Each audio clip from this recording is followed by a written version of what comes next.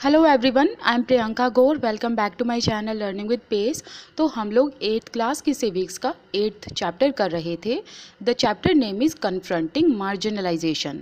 तो आज ये इस चैप्टर का 3rd सेशन है। इससे पहले हम ऑलरेडी इसकी 2 वीडियोस बना चुके हैं। अगर आपने वो प्रीवियस वीडियोस नहीं देखी हैं तो आप डिस्क्रिप्शन बॉक्स या फिर प्लेलिस्ट चेक कर लेना, आपको दोनों वीडियोज़ मिल जाएंगी। और जो भी रेस्ट बचा हुआ चैप्टर है उसको इस वीडियो में कंप्लीट कर लेंगे। और इसके बाद 9th एंड 10th 2 चैप्टर बचे हैं आपके, और फिर 8th क्लास की सिविक्स कंप्लीट हो जाएगी। ये वाला पार्ट हम अभी पढ़ेंगे, लेकिन इससे पहले हम बॉक्स में जो भी लिखा हुआ उसको पढ़ लेते हैं, ताकि एक रिदम के साथ फिर हम इस चैप्टर को कंप्लीट करें। यहाँ बॉक्स में कबीर दास के बारे में बताया हुआ है, इनकी आइडियोलॉजी बताई हुई है, इनके थॉट प्रोसेस के बारे में बात की हुई है।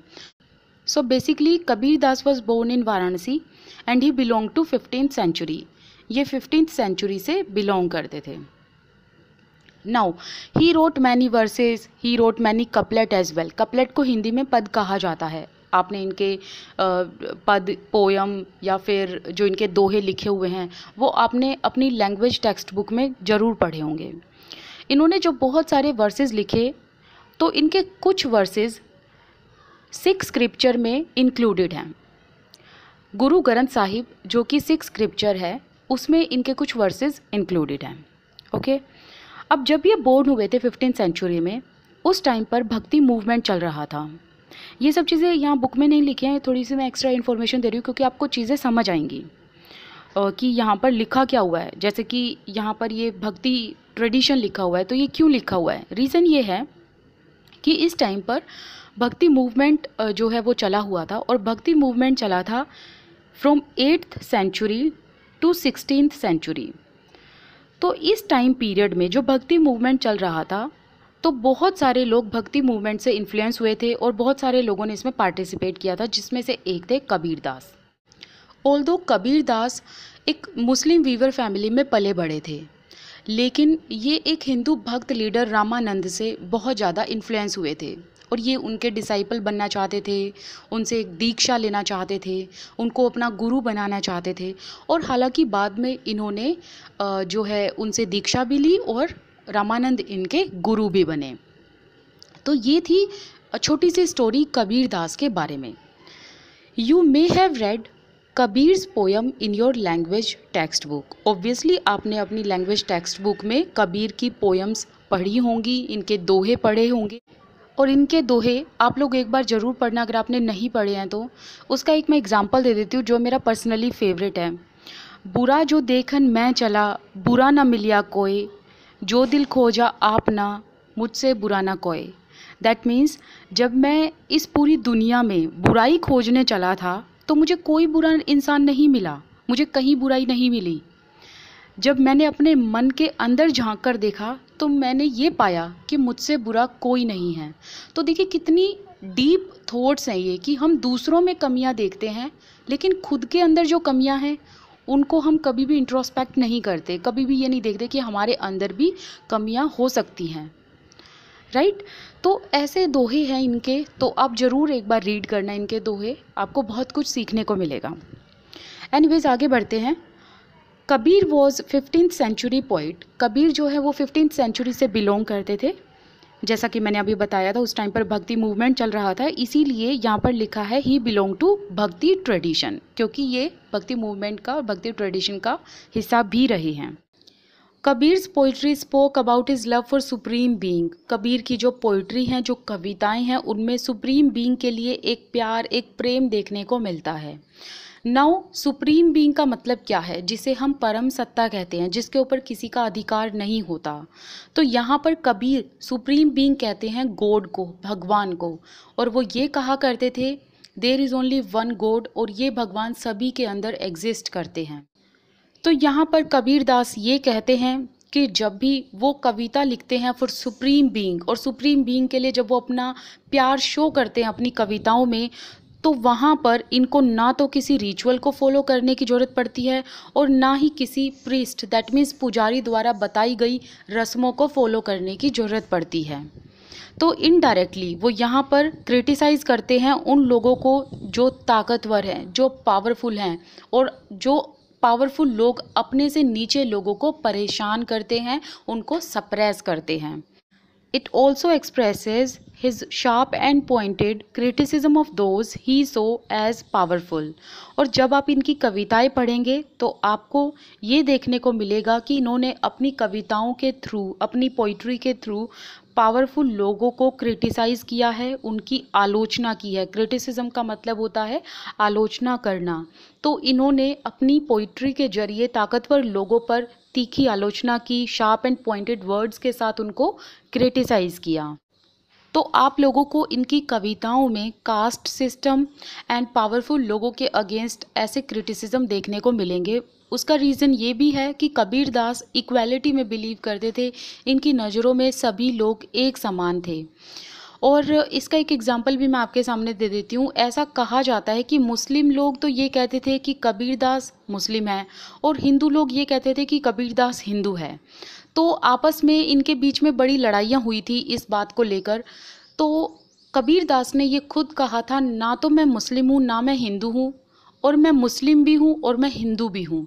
तो ये कभी भी कास्ट सिस्टम में बिलीव ही नहीं करते थे, ये इक्वालिटी में बिलीव करते थे।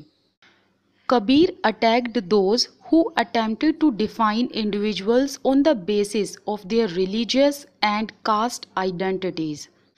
कबीर दास ने अपनी पोइट्री में उन लोगों को बार बार क्रिटिसाइज़ किया जो लोग दूसरे इंडिविजुअल्स को धर्म के आधार पर या फिर जाति के आधार पर पहचान दिलाने की कोशिश करते थे, या फिर ये कह लो कि धर्म और जाति के आधार पर उनको अपने सांचे में कैद करने की कोशिश किया करते थे।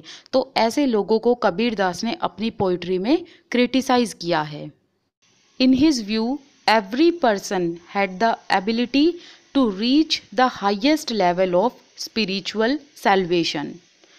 कबीर दास के अकॉर्डिंग हर एक इंसान में एक एबिलिटी होती है, एक क्षमता होती है कि वो एक स्पिरिचुअल सैल्वेशन को पा सकते हैं। मतलब जो आध्यात्मिक मुक्ति होती है या जो मोक्ष है उसे पा सकते हैं। सैल्वेशन का मतलब क्या होता है? मोक्ष प्राप्त करना। तो ये कहते हैं कि हर एक इंसान में ये एबिलिटी होती है कि वो स्पिरिचुअलिज्म में, मतलब अध्यात्म में हाईएस्ट लेवल पर जा सकते हैं। और जब आप हाईएस्ट लेवल पर चले जाते हो तो आपको मोक्ष की प्राप्ति हो जाती है। यहाँ पर वो इनडायरेक्टली ये कहते हैं कबीर दास जी कि क्या तुम लोग जाति धर्म के आधार पर या इन चीज़ों पर अपनी आइडेंटिटी बनाते हो, अपनी पहचान बनाते हो, तो तुम लोग क्यों इस रिचुअल या फिर इन सुपरस्टिशंस में फंसे हुए हो या जाति धर्म के आधार पर फंसे हुए हो? क्यों ना तुम सैल्वेशन प्राप्त करो। और हर एक इंसान के अंदर ये क्षमता होती है कि वो मोक्ष की प्राप्ति कर सकता है। बस उसके लिए ज़रूरत है तो भक्ति की या फिर डिवोशन की। और वो ये कहते हैं बाय डूइंग भक्ति और by giving devotion to God one would come nearer to God. That means कि अगर आप भक्ति करेंगे, आप भगवान के तरफ अपना डिवोशन दिखाएंगे तो आप भगवान के पास पहुंच सकते हैं, आप भगवान को फील कर सकते हैं और भगवान आपके अंदर है। And he also says salvation जब आपको प्राप्त हो जाएगा then you would be release from the cycle of birth and death. मतलब आप ये जन्म और मरण के साइकिल से रिलीज हो जाएंगे। और जो ये सैल्वेशन है ये आपको 3 तरीके से प्राप्त होगा। एक तो बाय डूइंग गुड डीड्स, मतलब जब आप अच्छे कर्म करेंगे। सेकंड बाय डूइंग भक्ति, मतलब भगवान की भक्ति करके। एंड थर्ड आप जब अपना डिवोशन, सिंसियर डिवोशन दिखाएंगे भगवान के प्रति, जब आप समर्पित हो जाएंगे तो आपको सैल्वेशन जरूर मिलेगा। And Kabir Das also says कि आपके अंदर डीप नॉलेज है, आपके अंदर गहरा ज्ञान छुपा हुआ है। बस आपको इस गहरे ज्ञान को झांक कर देखने की ज़रूरत है। और ये गहरा ज्ञान आपको किस वजह से एक्यूमुलेट हुआ है? बाय और थ्रू योर ओन एक्सपीरियंस, आपके खुद के अनुभव से, जो आपने ज़िंदगी में अनुभव लिया है उससे गहरा ज्ञान आपके अंदर छिपा हुआ है। बस आपको अपने भीतर के गहरे ज्ञान को देखने की ज़रूरत है, उसको समझने की ज़रूरत है। यहाँ पर वो इनडायरेक्टली ये चीज़ भी कहते हैं कि क्यों आप लोग रिचुअल्स, रीति रिवाज या फिर इन सुपरस्टिशंस में फंसे हुए हो। आप अपने अंदर के ज्ञान को पहचानो, अपने आप को बेहतर इंसान बनाओ और अपने अंदर के ज्ञान को इस्तेमाल करके सैल्वेशन तक पहुँच जाओ।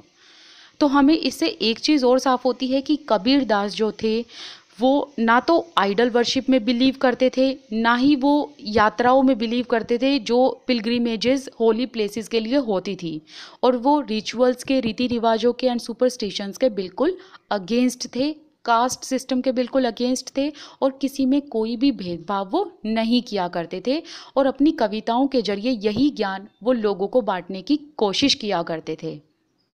His poetry brings out the powerful idea of the equality of all human beings and their labors.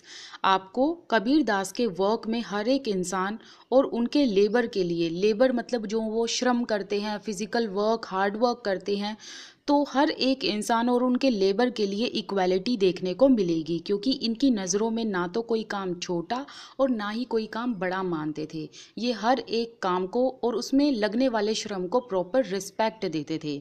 या तो वो काम कोई ऑर्डिनरी पोटर का हो, मतलब एक साधारण कुम्हार जो घड़े बनाता है, या फिर वीवर का जो बुनाई करता है, या फिर women carrying the water pot, that means वो औरतें जो घड़ों में पानी भरकर लाती हैं। ये हर एक काम को और हर एक काम में जो लगने वाला श्रम है उसको एक समान मानते थे और प्रॉपर रिस्पेक्ट देते थे और हर एक के श्रम का सम्मान करते थे। और यही सेम आइडियाज़ आपको कबीर दास की पोइट्री में देखने को मिलेगा। And the labour that in his poetry, और जो लेबर आप इनकी पोइट्री में फाइंड आउट करेंगे वो लेबर एक बेसिस है, एक आधार है to understand the entire universe, इस पूरे ब्रह्मांड को समझने का। क्यों? क्योंकि इन्होंने अपने काम के जरिए लोगों को इंस्पायर करने की कोशिश की, हर एक मुद्दे को इन्होंने उठाया, उन लोगों को क्रिटिसाइज़ किया जो जाति और धर्म के आधार पर दूसरे लोगों को फंसाते थे अपने सांचे में या फिर अपना फ़ायदा देखते थे, और उन लोगों की भी इन्होंने आलोचना की जो लोग अपने आप को पावरफुल मानकर दूसरों को परेशान किया करते थे या फिर डोमिनेट करने की कोशिश किया करते थे। His direct courageous challenge inspired many. Even today Kabir's poetry is sung and appreciated by Dalits. और इन्होंने बहुत लोगों को इंस्पायर किया, और आज भी जो कबीर दास जी के दोहे लिखे हुए हैं, पोइट्री लिखी हुई हैं, वो आज भी गाई जाती हैं एंड अप्रिशिएट की जाती हैं by Dalits, marginalised groups and those critical of social hierarchy in UP, Rajasthan, Punjab, Madhya Pradesh, Bengal, Bihar and Gujarat. That means कि कबीर दास के दोहे, पोइट्री आज भी गाई जाती है, अप्रिशिएट की जाती है दलित्स के द्वारा, मार्जिनलाइज्ड ग्रुप्स के द्वारा, और उन लोगों के द्वारा भी जो लोग सोशल हायरार्की से घृणा करते थे, उससे हेट्रेड करते थे, क्रिटिसाइज़ करते थे। सोशल हायरार्की मतलब जो समाज में ऊंच नीच की भावना थी, मतलब ऊपर से नीचे जैसे वर्ण सिस्टम में बांटा हुआ था लोगों को, कास्ट सिस्टम को, तो उससे घृणा करने वाले लोग आज भी कबीर दास के पदों को गाते हैं, और बहुत लोग आज भी कबीर दास से इंस्पायर्ड हैं। तो अब बात करते हैं यहाँ पर protecting the rights of Dalit and Adivasis. In addition to the policies, मतलब पॉलिसीज़ के साथ साथ हमारे यहाँ पर कुछ स्पेसिफिक लॉज भी हैं, और कुछ राइट्स को भी लॉज का रूप दे दिया जाता है ताकि मार्जिनलाइज्ड जो कम्युनिटीज़ हैं उनको सुरक्षा प्रोवाइड की जा सके और उनको डिस्क्रिमिनेशन एंड एक्सप्लॉयटेशन से बचाया जा सके। तो यहाँ पर हम एक रियल लाइफ इंसिडेंट देखेंगे, और इस केस स्टडी को जब आप पढ़ेंगे तो आपको एक चीज़ समझने को मिलेगी कि किस तरीके से दलित कम्युनिटी इन लॉज का यूज़ करती है ताकि वो अपने आप को प्रोटेक्ट कर सके। The villagers of Jagmalgur are gearing up for a big festival. Jagmalgur एक गांव का नाम है। गियरिंग अप का मतलब होता है किसी चीज़ की तैयारी करना या प्रिपरेशन करना।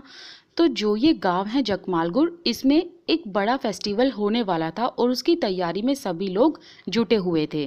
वंस इन 5 ईयर, ये जो फेस्टिवल है ये 5 साल में एक बार आता है और 5 दिन के लिए इवेंट चलता है।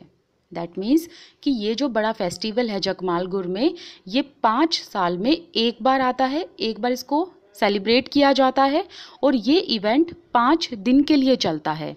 और इस टाइम पर लोकल डेटी को ऑनर किया जाता है। डेटी का मतलब होता है देवी या देवता, मतलब गॉड और गॉडेस। तो जो भी जगमालगुर के देवी या देवता होते हैं उनकी पूजा की जाती है इस बिग फेस्टिवल के टाइम पर। And Priests from 20 neighboring villages come for this 5-day event. और 5 दिन के लिए जो ये अवसर चलता है, इस टाइम पर आस पड़ोस के जो 20 गांव हैं वहाँ से पुजारी आते हैं. The ceremony begins with a member of the Dalit community washing the feet of all the priests. अब जितने भी पुजारी आए हैं उनके पैर धोए जाते हैं और ये सेरेमनी तभी शुरू होती है जब दलित कम्युनिटी का एक मेंबर इन सभी पुजारियों के पैर धोता है. Then bathing in the water used for this.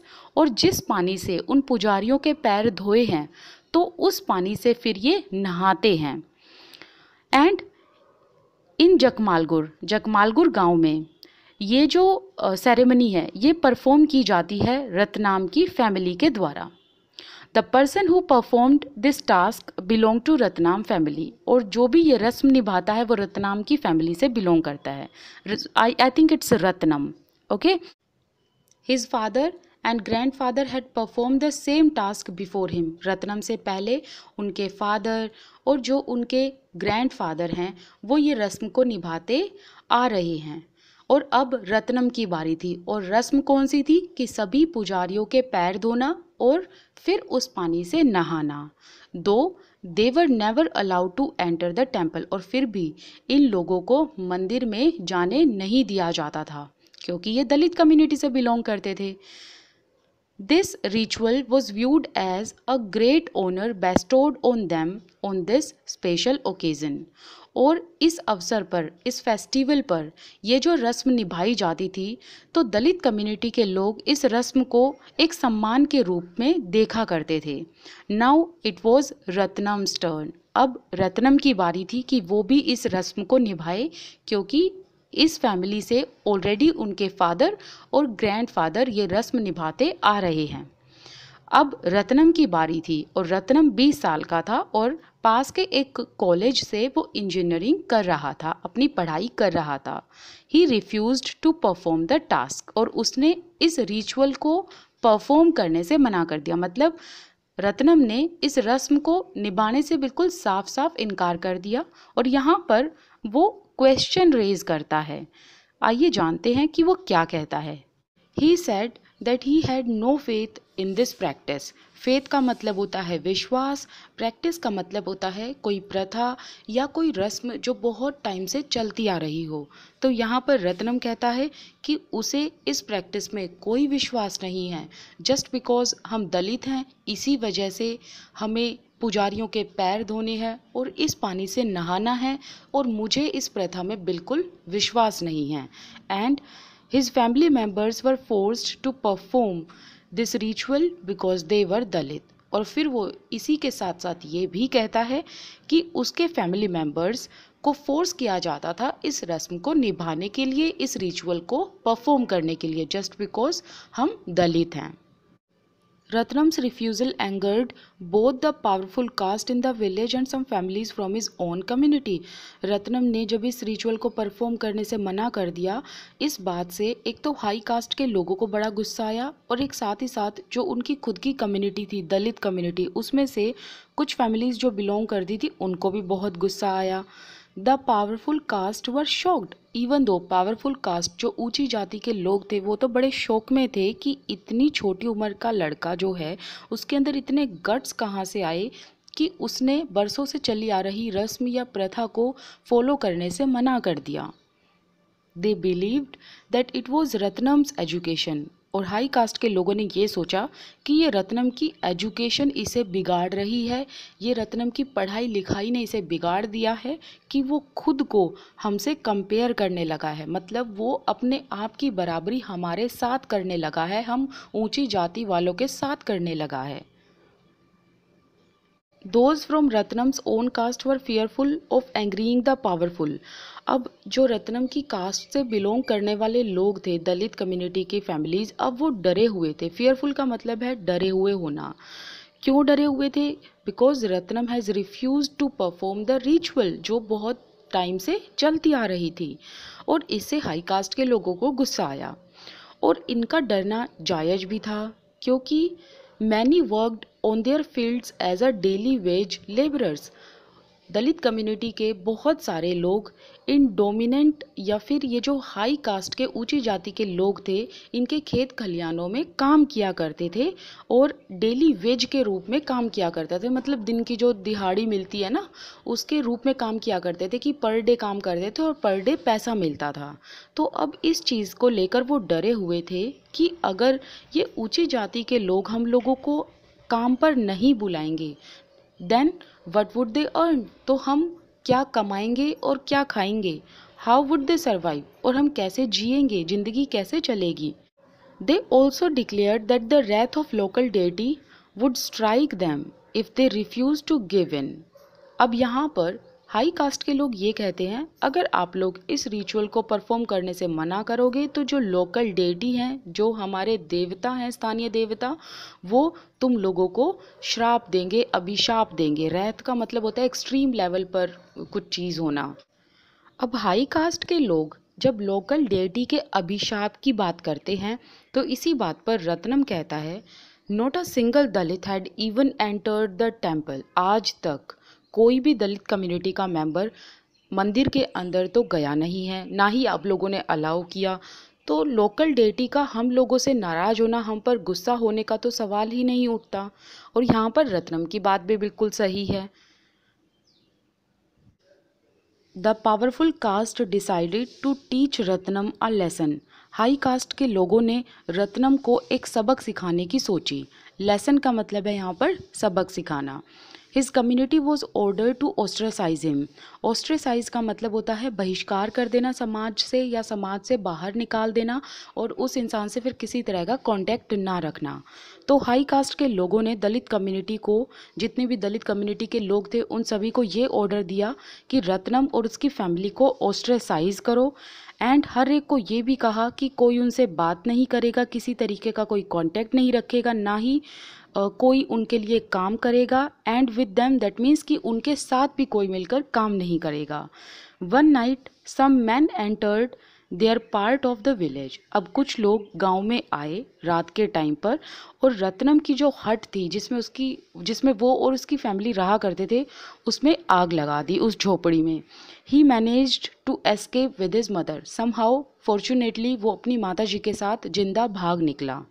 अब यहाँ पर रत्नम किस तरीके से कानून का सहारा लेता है वो समझते हैं। Ratnam then went to file a case in local police station. Ratnam local police station में जाता है और इस सारे इंसिडेंट के खिलाफ एक केस दर्ज करता है। और किस कानून के तहत ये केस दर्ज होता है? Scheduled caste and scheduled tribes prevention of atrocities act 1989 के तहत, जिसको आप यहाँ पर पढ़ेंगे अभी। Other Dalit family still did not come out in his support. और अभी भी इतना होने के बावजूद दलित फैमिलीज़ के जो लोग थे वो रत्नम के सपोर्ट में नहीं आए, क्योंकि दे वर स्केयर्ड, वो डरे हुए थे इस चीज़ को लेकर। अगर वो बोलेंगे तो उनके साथ भी वैसा ही होगा जैसा रत्नम के साथ हुआ था। The case was picked up by the local media, और इस केस को लोकल मीडिया ने उठाया और जर्नलिस्ट ने सारे गांव का दौरा किया, पूरे गांव में विजिट किया। Ratnam was written about as a symbol of Dalit action, और रत्नम को दलित एक्शन के सिंबल के रूप में लिखा गया। मतलब कि दलित कम्युनिटी में से कोई तो आया जिसने ऐसी प्रथा को ख़त्म करने के लिए आवाज़ उठाई।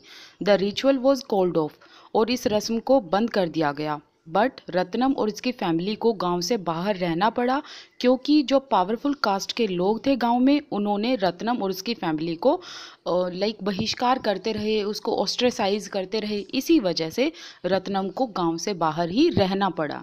बट समहाउ ये जो रिचुअल था ये ख़त्म हो गया था। मतलब ये प्रथा जो थी चली आ रही थी इतने सालों से कि हर एक पुजारी के पैर धोना और उससे नहाना दलित कम्युनिटी को, तो वो प्रथा बिल्कुल ख़त्म हो गई थी। चलिए अब इस एक्ट के बारे में जानते हैं। रत्नम सोड the support of law. Ratnam ने कानून का सहारा लिया। And filing his complaint under the above act, और उन्होंने अपनी कंप्लेंट को लोकल पुलिस स्टेशन में दर्ज कराया under the provision of this act, इस एक्ट के तहत, against the domination and violence of powerful caste in his village. कि उसके गांव में किस तरीके से ऊंची जाति के लोग दलित कम्युनिटी को डोमिनेट करते हैं, उनको सप्रेस करने की कोशिश करते हैं, उनके साथ वॉयलेंस करते हैं, उनका एक्सप्लॉइटेशन करते हैं और उनके फंडामेंटल राइट्स को भी एक्सप्लॉइट करने की कोशिश करते हैं। तो इस तरीके से रत्नम ने कानून का सहारा लिया by filing complaint under the provision of this act called prevention of atrocities act 1989। This act was framed in 1989। इस एक्ट को बनाया गया 1989 में in response to demands made by Dalits and other. Dalit and other community ने demand किया government से कि जो भी उनके साथ डेली बेसिस पर इल ट्रीटमेंट हो रहा है, इल ट्रीटमेंट का मतलब है दुर्व्यवहार या फिर मिसबिहेवियर, और उनके साथ जो ह्यूमिलिएशन वाला बिहेवियर होता है, उनका अपमान किया जाता है बाय हायर कास्ट।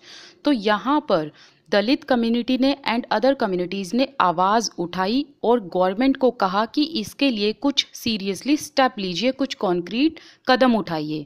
तब इस डिमांड के रिस्पॉन्स में ये एक्ट तैयार किया गया 1989 में। While such treatment had persisted for a long time, लेकिन इस तरीके का जो व्यवहार है, जैसे कि अपमानजनक व्यवहार या फिर दुर्व्यवहार या फिर शोषण, ये सब सदियों से चलता आता रहा है दलित कम्युनिटी के साथ, लेकिन किसी ने कभी भी आवाज़ नहीं उठाई। Nobody raised a question against higher caste. तो इस वजह से ये जो ट्रीटमेंट है इसने एक वॉयलेंट रूप ले लिया 70s एंड 80s के दशक में। और इसी टाइम पर क्या हुआ कि सदर्न इंडिया के कुछ पार्ट से एजर्टिव दलित ग्रुप सामने आए। एजर्टिव का मतलब है कि अपनी बात पर जोर देना ताकि और लोग भी सुने। एंड एजर्टेड देयर राइट्स, अब ये भी समानता का अधिकार चाहते थे।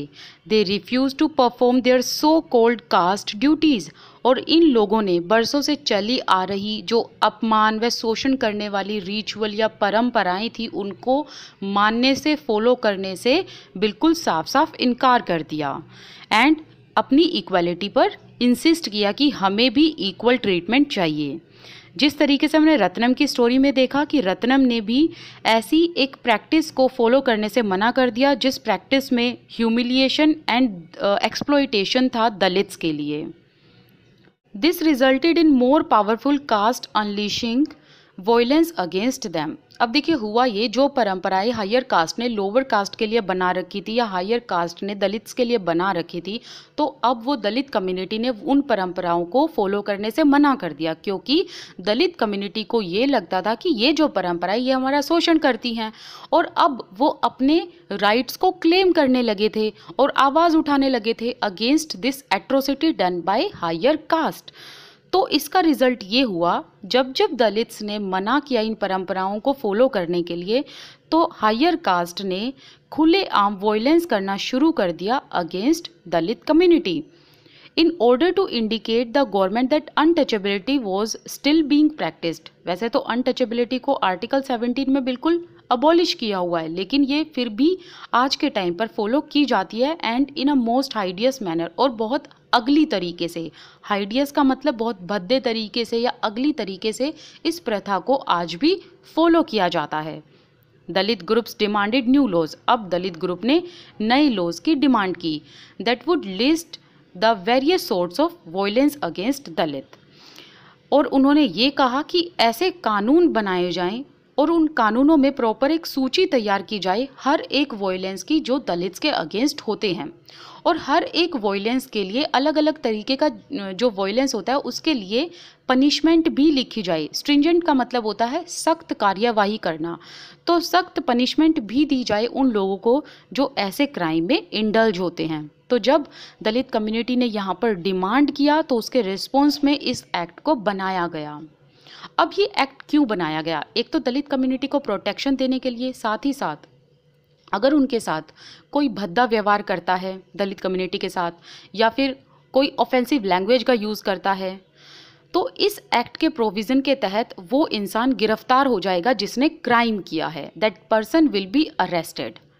Likewise through out 1970s and 1980s and 1980s के टाइम पर जिस तरीके से रेवोल्यूशन हो रहा था, लोग आवाज़ उठा रहे थे अगेंस्ट डिस्क्रिमिनेशन, डिस्टिंक्शन, एक्सप्लॉयटेशंस, उसी तरीके से आदिवासीज़ भी सामने आए। आदिवासी पीपल सक्सेसफुली ऑर्गेनाइज्ड देमसेल्व्स, और आदिवासियों ने भी अपने आप को बड़े पैमाने पर ऑर्गेनाइज करने की कोशिश की। दैट मीन्स उन्होंने भी आवाज़ उठाने की कोशिश की। And they demanded equal rights, इन्होंने अपने जो अधिकार हैं वो डिमांड किए, बराबरी के लिए आवाज़ उठाई, इक्वालिटी के लिए आवाज़ उठाई। फॉर देयर लैंड्स, जो लैंड्स इनसे छीन ली गई थी, जो ज़मीनें, वो वापस लेने के लिए इन्होंने आंदोलन चलाए।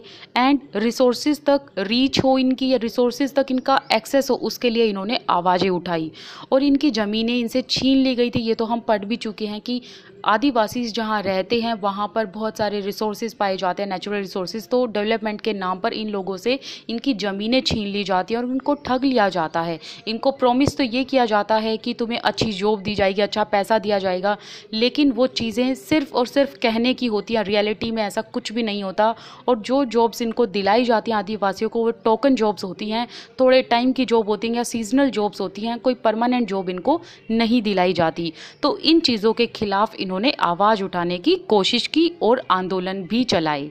They too had to face the anger of powerful social groups, और जब भी आदिवासियों ने आवाज़ उठाने की कोशिश की तो सोशल ग्रुप्स के वो लोग जो पावरफुल कम्युनिटी से बिलोंग करते हैं, उनका गुस्सा इन आदिवासियों को झेलना पड़ा। और ये जो पावरफुल सोशल ग्रुप्स हैं, इन्होंने आदिवासियों के साथ जमकर हिंसा भी की। वॉयलेंस का मतलब होता है हिंसा करना या किसी का एक्सप्लॉयटेशन करना, किसी के साथ मार पिटाई करना।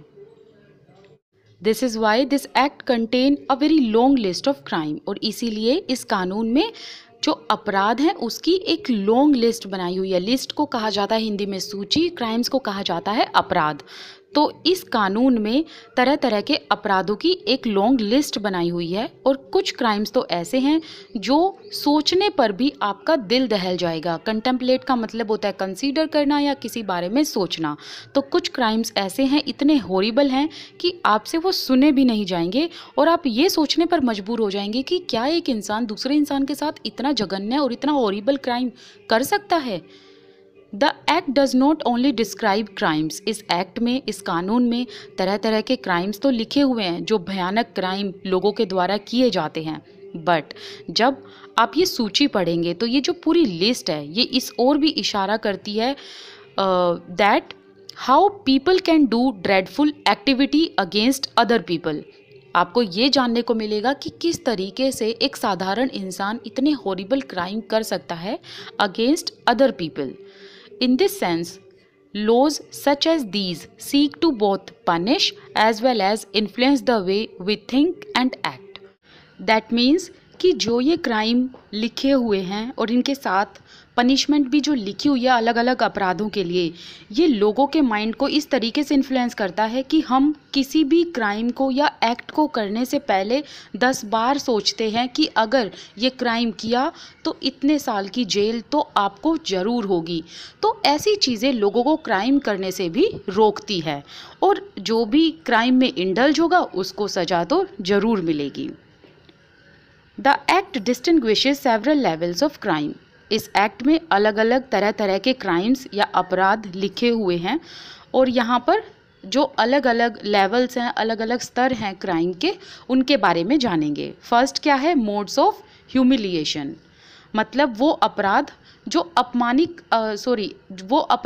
अपमानजनक तौर पर किए जाते हों, या तो फिजिकली किसी को परेशान किया जाता हो, टॉर्चर किया जाता हो, या फिर नैतिक रूप से किसी के साथ गलत किया जाता हो, मेंटली हैरेस किया जाता हो। रेप्रीहेंसिबल का मतलब होता है मोरली रोंग कोई चीज़ करना, एंड ऐसे लोगों को फिर पनिश किया जाता है। तो यहाँ पर एक दो एग्जाम्पल भी दिए हुए हैं कि अगर SC ST के खिलाफ आप ये सब चीज़ें करेंगे तो आपको पनिशमेंट ज़रूर मिलेगी। फर्स्ट एग्जाम्पल है अगर कोई इंसान एससी या एसटी के किसी भी मेंबर को फोर्सफुली ड्रिंक करने के लिए कहेगा या ऐसा सब्सटेंस खाने के लिए कहेगा जो इनएडिबल हो, मतलब जो खाने योग्य ना हो, या फिर ऐसा सब्सटेंस खाने के लिए कहेगा जो ऑब्नॉक्शियस हो, मतलब बिल्कुल अनप्लीजेंट हो। ऑब्नॉक्शियस का मतलब है अनप्लीजेंट, जैसे कि ड्रग्स वगैरह ऐसी चीज़ें।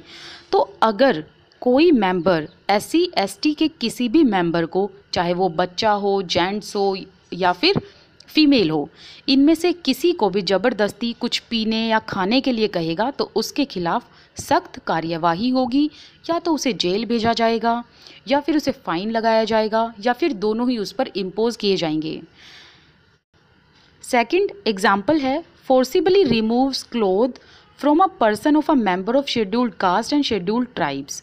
दैट मीन्स अगर कोई मेंबर एससी या एसटी के किसी भी सदस्य को, या तो मेल या फीमेल या बच्चा, किसी को भी फोर्सिबली उसके कपड़े उतारने के लिए उसे कहेगा और उसे कहेगा कि तुम नेकेड हो जाओ, तो उस इंसान के खिलाफ भी सख्त कार्यवाही होगी। या फिर उन्हें परेड कराया जाएगा नेकेड, तो उनके खिलाफ भी सख्त कार्यवाही होगी जो ऐसा काम करवा रहे हैं उनसे।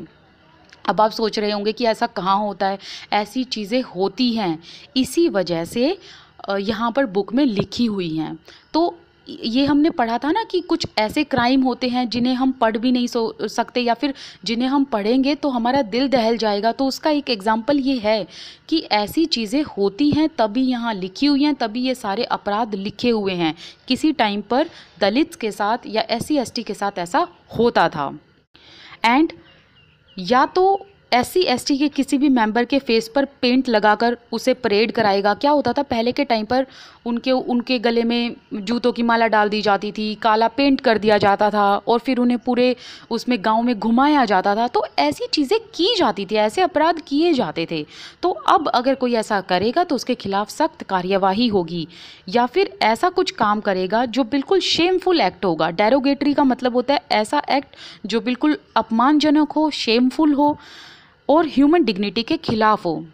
तो अगर कोई मेंबर एससी या एसटी के किसी भी मेंबर को नेकेड होने के लिए कहेगा फोर्सफुली, या उसे फिर परेड कराएगा या उसके फेस पर पेंट करेगा या ऐसा कुछ काम करेगा जो ह्यूमन डिग्निटी के खिलाफ हो, तो उस इंसान के खिलाफ सख्त कार्यवाही होगी।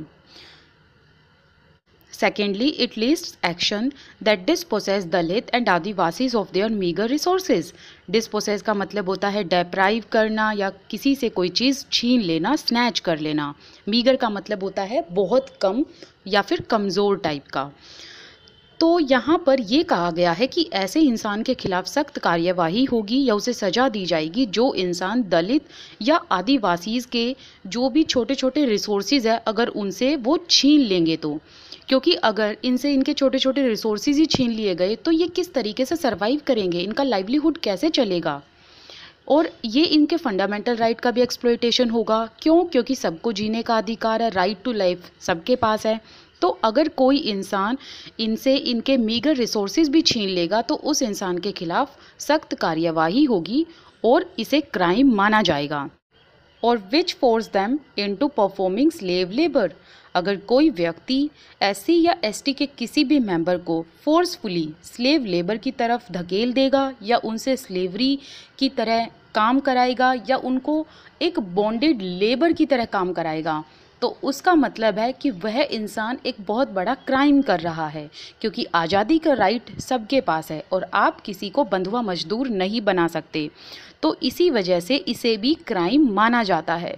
और अगर कोई भी इंसान एससी एसटी के किसी भी मेंबर को स्लेवरी की तरफ धकेलेगा या उसे फोर्सफुली अपना बंधुआ मजदूर बनाकर रखेगा तो उसके खिलाफ सख्त कार्यवाही भी होगी और उसे सजा भी होगी। Thus, the act set out the punishment to those who wrongfully occupies or cultivates any land owned by or allotted to a member of SC or ST. That means कि अगर कोई व्यक्ति wrongfully गलत तरीके से जो SC या ST की ज़मीनें हैं उनको ज़बरदस्ती उनसे ले लेगा या उनकी ज़मीनों पर कल्टीवेशन स्टार्ट कर देगा या उनकी जो ज़मीनें हैं उनको ज़बरदस्ती अपने नाम ट्रांसफ़र कराएगा, okay, gets the land allotted to him transferred, मतलब जो ज़मीन SC या ST के मेंबर्स की है और कोई व्यक्ति आकर ज़बरदस्ती उनसे साइन करा ले और उस ज़मीन को अपने नाम कराएगा, तो ऐसे व्यक्ति के खिलाफ भी सख्त कार्यवाही होगी और उन्हें पनिश किया जाएगा। At another level, Act recognize the crime against Dalit and tribal women are of a specific kind।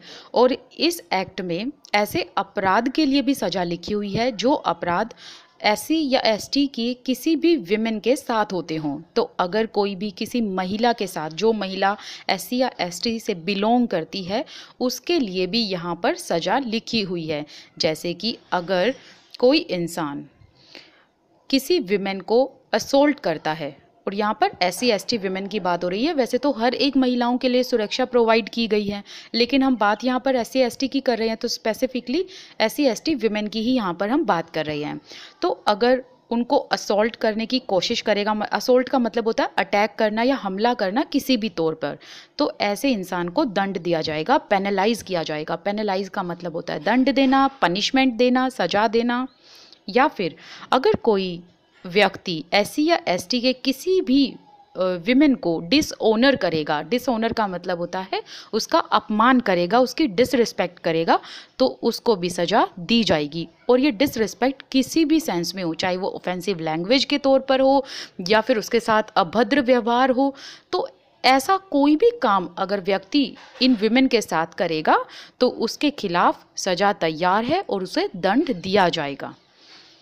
आगे पेज पर जाने से पहले ये बॉक्स में जो लिखा हुआ है वो पढ़ लेते हैं। यहाँ पर जो ये पोयम है इसको लाइन बाय लाइन समझते हैं। Pandit look into your heart for knowledge. यहाँ पर कबीर दास जी पंडित को कहते हैं, हे पुजारी तुम एक काम करो, तुम अपने मन में झांक कर देखो, ज्ञान के लिए अपने अंदर जो तुम्हारा ज्ञान है उसमें देखो, स्क्रिप्चर में मत देखो। तुम जो ये मूर्ति पूजा करते हो इससे तुम्हें कुछ नहीं मिलेगा, क्योंकि कबीर दास जी आइडल वर्शिप में बिलीव नहीं करते थे। वो कहते थे कि भगवान एग्जिस्ट करते हैं लेकिन हमारे मन के अंदर। And tell me where untouchability, और यहाँ पर वो पुजारी को कहते हैं अपने अंदर झांक कर देखो और मुझे बताओ कि अनटचेबिलिटी कहाँ है। जो तुम्हारे पास इतना ज्ञान भरा पड़ा है, इस ज्ञान में ढूंढ कर बताओ कि अनटचेबिलिटी कहाँ है, केम फ्रॉम, और अनटचेबिलिटी कहाँ से आई है। Since you believe in it, क्योंकि तुम तो इसमें बिलीव करते हो, विश्वास करते हो, तुम्हें तो पता होगा ना ये अनटचेबिलिटी कहाँ से आई है। Mixed red and white juice, that means कि जो हमारी बॉडी है ये बहुत चीज़ों का मिक्सचर है, जैसे कि blood and air. A body bakes in a body, एक बॉडी दूसरी बॉडी के अंदर बेक होती है, बनती है। किस तरीके से? एक माँ वूम में अपने बच्चे को 9 महीने तक रखती है और फिर उसे जन्म देती है। वी ईट बाय टचिंग, हम लोग जो भी खाते हैं वो अपने हाथों से ही खाते हैं, टच करके खाते हैं। और हम जो भी वॉश करते हैं ओनली बाय टचिंग। और ये जो संसार का निर्माण हुआ है ये भी छूने से हुआ है। So who is untouched, ask Kabir. Kabir Das ji यहाँ पर पंडित से पूछते हैं, तो फिर ऐसा है कौन जो अनछुआ हो, जिसने अभी तक किसी को छुआ ना हो, या फिर ऐसा कौन इंसान है जो अभी तक अनटच्ड हो, क्योंकि ये संसार तो जो भी बना है वो सिर्फ छूने से ही तो निर्माण हुआ है इसका। Only she who is from delusion. And यहाँ पर कबीर दास जी कहते हैं वास्तव में वो ही लोग इस छुआछूत की प्रथा से, इस बीमारी से दूर हैं जिन पर डिल्यूजन ना हो, इस माया का प्रभाव ना हो, मतलब बिना बात की जो ये खोखली चीज़ें हैं इसका इन्फ्लुएंस ना हो, क्योंकि वो अनटचेबिलिटी को खोखला मानते थे, ऐसी चीज़ों को खोखला मानते थे जो एक इंसान को दूसरे इंसान से दूर करती है। कबीर दास की नज़रों में सभी लोग इक्वल थे। सो इन दिस पोयम कबीर जो है वो प्रीस्ट से डायरेक्टली क्वेश्चन करते हैं कि अनटचेबिलिटी कहाँ से आई है। ये हमने पढ़ लिया है लेकिन मैं फिर भी आपको बता देती हूँ। और जो कबीर दास जी हैं वो प्रीस्ट को ये भी कहते हैं कि अपने मन के अंदर झांक कर देखो, note in the scripture. Okay, इस लाइन का मतलब है कि जो प्रीस्ट है वो मूर्ति पूजा करते हैं, तो इसी वजह से वो उनको कहते हैं कि स्क्रिप्चर में मत देखो, आइडल वर्शिप से तुमको कुछ नहीं मिलेगा, मतलब मूर्ति पूजा से तुमको कुछ नहीं मिलेगा। अपने मन के अंदर झांक कर देखो। ऐसा वो इसलिए कहते हैं क्योंकि कबीर दास जी ये कहते थे कि सबके मन के अंदर भगवान है। वैसे तो ये राम में बहुत बिलीव करते थे, ये कहते थे कि राम जो है ये नाम बहुत सच्चा है। ये कहते थे कि there is only one God, और ये गॉड सभी में एग्जिस्ट करता है, ये सभी के भीतर है, बस आपको अपने अंदर झांक कर देखने की ज़रूरत है। Every human body is made up of blood and air. अब यहाँ पर कबीरदास जी कहते हैं कि हमारा जो शरीर है वो मिक्सचर है ब्लड एंड एयर का, और एक माँ जो है वो अपने वूम में 9 महीने तक बच्चा रखती है। इसी वजह से एक बॉडी दूसरी बॉडी में पनपती है, और इस छूने से ही इस संसार का निर्माण होता है। ओके, यहाँ पर कबीरदास जी कहते हैं कि इंसान की 3 स्टेट होती हैं। एक तो होती है बर्थ, दैट मीन्स जन्म, एक होती है लाइफ, दैट मीन्स जीवन, और एक है डेथ, दैट मीन्स मरण। तो ये 3 स्टेट यहाँ पर डिस्क्राइब करते हैं कबीरदास जी अपनी पोयम में। तो कबीरदास इन लाइफ की 3 स्टेट को बताने के बाद ये कहते हैं कि अगर अनटचेबिलिटी तुम लोग सच में बिलीव करते हो और ये सच में अगर एग्जिस्ट भी करती है, तो ये तीनों जो स्टेट हैं इनके अंदर भी अनटचेबिलिटी है, ये भी गंदगी से फिर भरे हुए हैं। तो फिर डिस्क्रिमिनेशन कैसा? क्योंकि अगर एक इंसान अनटचेबल है तो सभी लोग अनटचेबल हैं, क्योंकि तुम लोग भी बाय टच ही पैदा हुए हो। तुम लोग जो भी खाते हो वो भी टच करके खाते हो, जो पहनते हो, ओढ़ते हो, जो भी काम करते हो तुम टच करके करते हो, तो फिर तुम लोग भी अनटचेबल हो। He takes the word untouchable and gives it a different meaning। अब कबीरदास जी अनटचेबल वर्ड को उठाते हैं और इसको एक अलग मीनिंग दे देते हैं, अलग मतलब दे देते हैं। अगर हम हायर कास्ट की तरफ से देखें तो उन्होंने अनटचेबल का मतलब कुछ और निकाला हुआ था, लेकिन कबीरदास ने इसको बिल्कुल डिफरेंट मीनिंग दे दिया। तो कबीरदास ने क्या कहा? उन्होंने कहा कि अनटचेबिलिटी एक नॉलेज का, ज्ञान का हाईएस्ट स्टेट है जहाँ पर बहुत कम लोग पहुँचते हैं। मतलब एक जो ज्ञान होता है उसमें हाईएस्ट स्टेट पर अनटचेबल आता है। अब अनटचेबल का इन्होंने क्या मीनिंग बताया? It means not be touched bye narrow limiting ideas. उन्होंने कहा कि वो इंसान जो लिमिटेड आइडियाज़ या जो छोटी सोच या खोखली सोच से मुक्त है, फ्री है, वो अनटचेबल है। तो देखिए कितना अच्छा मीनिंग इन्होंने दिया। दैट मीन्स कबीरदास जी ने ये कहा कि वो इंसान जो इस छोटी सोच से परे है, इससे फ्री है, या ये जो परंपराएं हैं जो समाज को खोखला कर रही हैं, जो इंसान इनसे मुक्त है, वो अनटचेबल है। Therefore Kabir Das finally turns the idea of untouchability. अब यहाँ पर वो आइडिया जो है ना अनटचेबिलिटी का, उसे बिल्कुल टर्न कर देते हैं सर के बल पर, हेड फ्रॉम द लोएस्ट, बिल्कुल सर के बल पर खड़ा कर देते हैं, और ये कहते हैं कि जो अनटचेबल है वो हाईएस्ट स्टेट पर हैं, वो ऊंची अवस्था पर हैं, जो बहुत ही कम लोग इसे अचीव कर पाते हैं। The scourge of manual scavenging. Scourge का मतलब होता है सफरिंग, मैनुअल का मतलब होता है जो काम हाथ से किया जाता है, स्कैवेंजिंग का मतलब होता है सफाई। तो हम यहाँ पर मैनुअल स्कैवेंजर्स की लाइफ के बारे में जानेंगे, उनकी सफरिंग के बारे में जानेंगे। तो स्टार्ट करते हैं ये topic. Manual scavenging refers to the practice of removing human and animal wastage. जो मैनुअल स्कैवेंजिंग है इसका मतलब है कि वो लोग जो ह्यूमन एंड एनिमल वेस्टेज को उठाकर एक जगह ठिकाने पर लगाते हैं। And they use brooms, brooms का मतलब होता है झाड़ू, टिन प्लेट्स का यूज़ करते हैं, बास्केट का यूज़ करते हैं, और एनिमल एंड ह्यूमन वेस्टेज को उठाकर लेकर जाते हैं और फिर बाद में दूर के स्थान पर डिस्पोजल ग्राउंड्स में वो फेंक देते हैं। डिस्पोजल ग्राउंड्स मतलब जहाँ पर ये वेस्टेज फेंका जाता है उसको वो फेंक देते हैं दूर के स्थानों में ले जाकर, जो कि एक बहुत डिफ़िकल्टी वाला काम होता है। A manual scavenger is the person who does this job of carrying this filth. Filth का मतलब होता है ये जो गंदगी होती है, जो वेस्टेज है। तो मैनुअल स्कैवेंजर का काम क्या है? वो एक बास्केट में इस फल्थ को रखते हैं, इस वेस्टेज को रखते हैं, एनिमल या ह्यूमन वेस्टेज को, और उसे लेकर जाते हैं और ठिकाने पर लगा देते हैं. So this job mainly done by Dalit women and young girls. और मैनुअल स्कैवेंजर्स का काम या तो दलित विमेन के द्वारा ज़्यादातर किया जाता है या फिर यंग गर्ल्स के द्वारा किया जाता है. According to Andhra Pradesh based Safai Karmachari आंदोलन, आंध्र प्रदेश में जो सफाई कर्मचारी आंदोलन हुआ और जो ऑर्गेनाइजेशन यहाँ पर काम करती है और जो मैनुअल स्कैवेंजर्स के साथ काम करती है, इनके लिए काम करती है, तो इस ऑर्गेनाइजेशन के अनुसार there are 1 lakh person from Dalit communities who continue to be employed in this job in this country. तो इस ऑर्गेनाइजेशन के अनुसार ये माना गया कि 1 लाख लोग दलित कम्युनिटी से जो बिलोंग करते हैं वो ये काम करते हैं हमारे देश में मैनुअल स्कैवेंजिंग का, मतलब वो फल उठाते हैं और उसको ठिकाने लगाते हैं. एंड ये जो 1 लाख लोग हैं ये लगभग 26 लाख प्राइवेट और जो कम्युनिटी द्वारा बनाए गए सूखे शौचालय हैं वहाँ से ये मल उठाते हैं और उसको दूर दराज के प्लेसेस में जाकर फेंकते हैं. And manual scavengers are exposed to subhuman condition. Subhuman का मतलब होता है that thing which are unfit for human being, जो ह्यूमन बींग्स के लिए बिल्कुल भी फिट ना हो या अमानवीय चीज़ें जो होती हैं जो ह्यूमन बींग्स यूजुअली ना कर पाए. तो ये जो मैनुअल स्कैवेंजर्स हैं जब ये हाथ से इस मल को उठाते हैं और फेंक कर आते हैं तो इस वजह से ये हर रोज़ डेली बेसिस पर सब ह्यूमन कंडीशंस का सामना करते हैं, मतलब ऐसी चीज़ों का सामना करते हैं जो ह्यूमन बींग्स यूजुअली करने से कतराते हैं.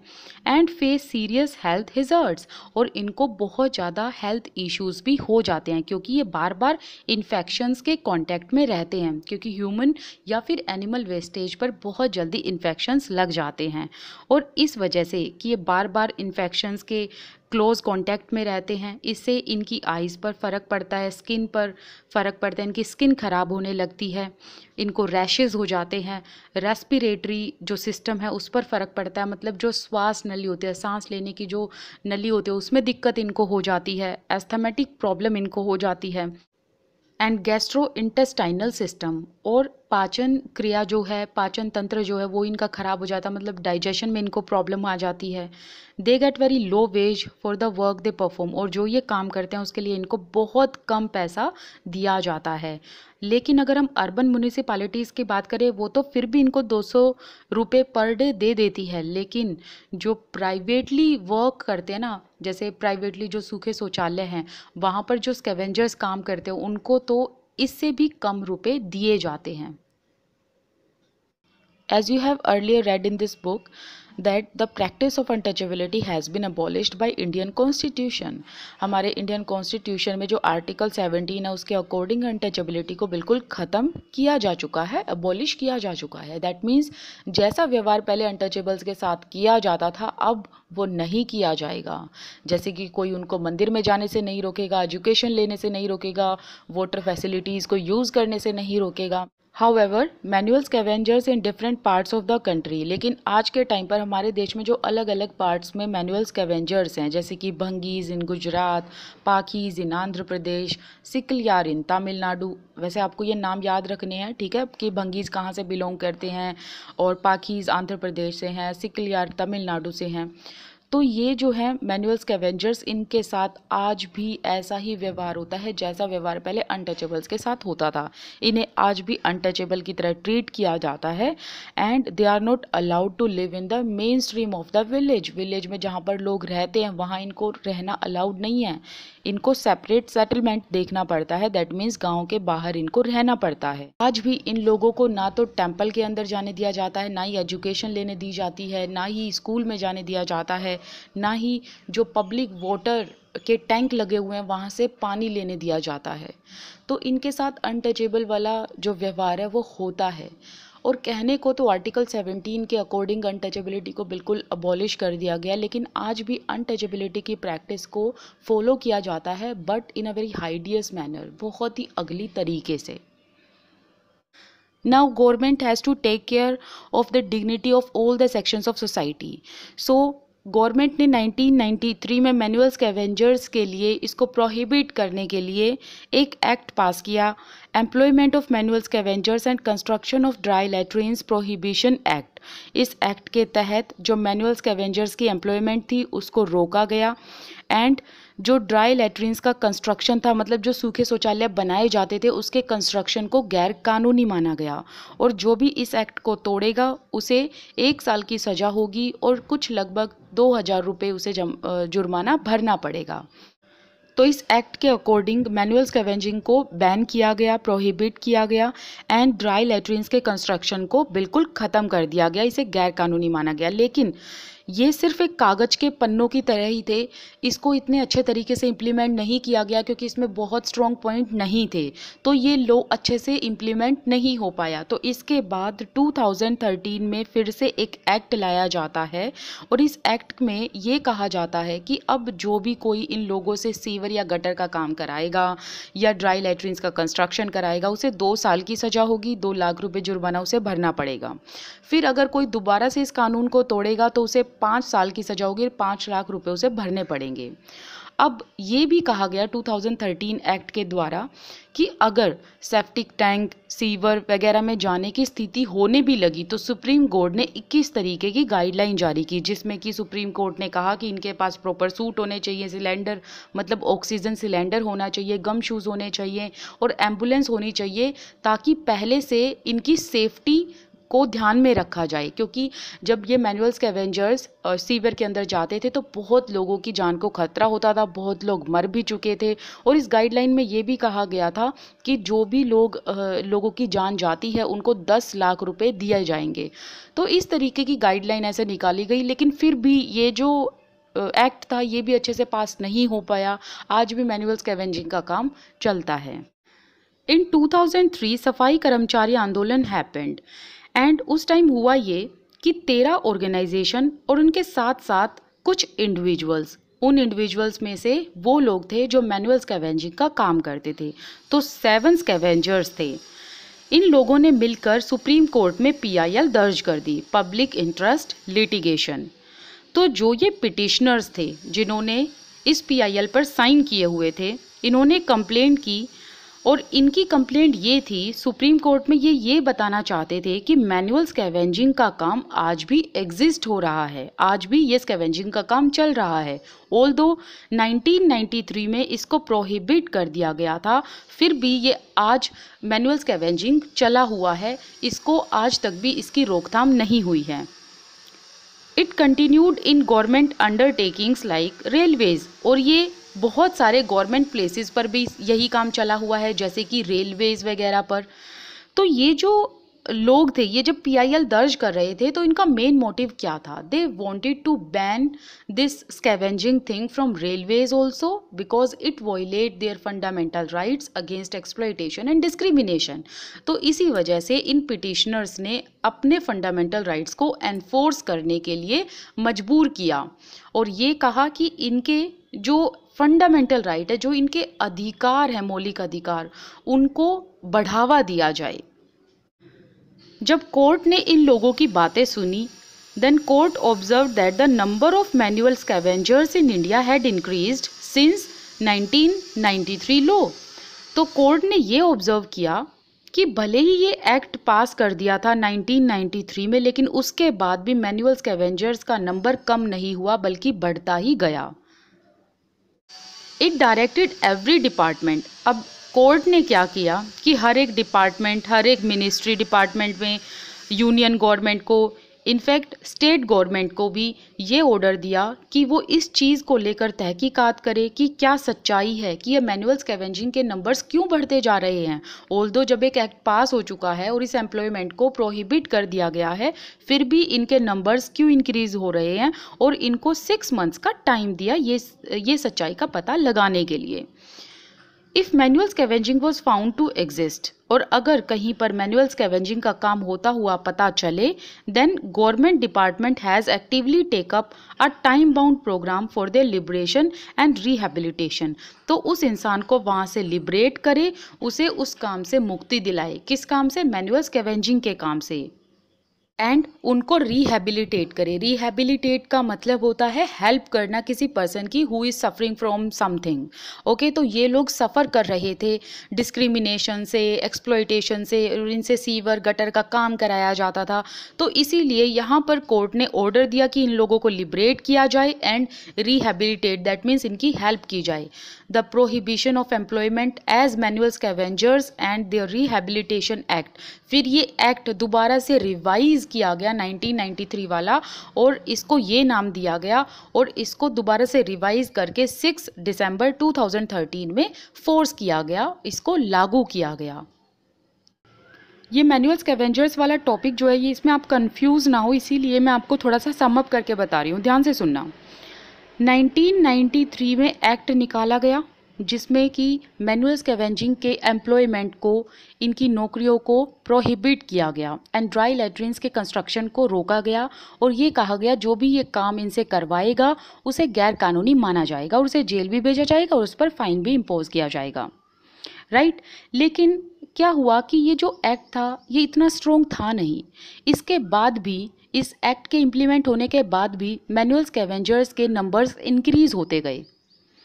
फिर इसी वजह से 2007 में एक स्कीम को इंट्रोड्यूस किया गया। That scheme name is SRMS, that means SRMS, मैं यहाँ लिख देती हूँ, इसका मतलब है self employment scheme for rehabilitation of manual scavengers, and this scheme was introduced in January 2007 with the objective, क्या ऑब्जेक्टिव था इनका, to rehabilitate the remaining manual scavengers, कि जो मैनुअल स्कैवेंजिंग का काम कर रहे हैं उन स्कैवेंजर्स को रिहेबिलिटेट किया जाए, उनकी हेल्प की जाए, उनको लिबरेट किया जाए एंड उनको फिर एक ऑल्टरनेटिव ऑक्यूपेशन दिया जाए ताकि वो अपनी लाइवलीहुड को अर्न कर पाएँ।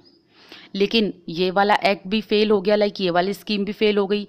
इस स्कीम को फिर से रिवाइज किया गया और रिवाइज करके 2013 में फिर से एक स्कीम को इंट्रोड्यूस किया गया जिसको एक्ट बनाया गया, कानून का रूप दिया गया, prohibition of employment as manual scavengers and their rehabilitation act 2013।